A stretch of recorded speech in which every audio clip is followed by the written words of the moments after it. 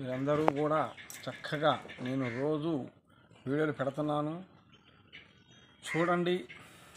మీకు చిన్న చిన్న సమస్యలు ఏమైనా ఉంటే నా వీడియో మీద నా ఫోన్ చేయండి. ఒక్కొక్కళ్ళు ఎంతెంతో పెట్టుబడి పెట్టుకొని చాలా లాసుపోయి ఊర్లో పెట్టి అప్పులు పోలయ్యి చాలా ప్రాణాలు కూడా కోల్పోయి చాలామంది ఉన్నారు. అలాంటి వాళ్ళు అలా చేసుకోమాకండి.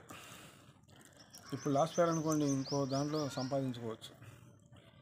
అందుకనే ముందు మీరు పనిలో దిగేటప్పుడు, వ్యాపారంలో దిగేటప్పుడు 10 మందిని, పెద్దల్ని, ఒక గురువు గారిని, ఒక సిద్ధాంతిని ఎవరో ఆలోచించి దిగారనుకోండి, ఆ ఇదే వేరుగా ఉంటుంది.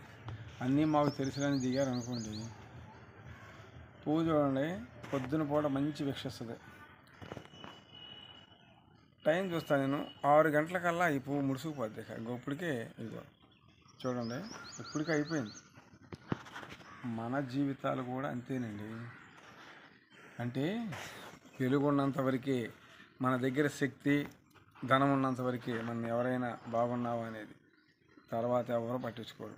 అలాగే ప్రతి ఒక్కరు కూడా నా వీడియో షేర్ చేయండి, లైక్ చేయండి. జై నాగు.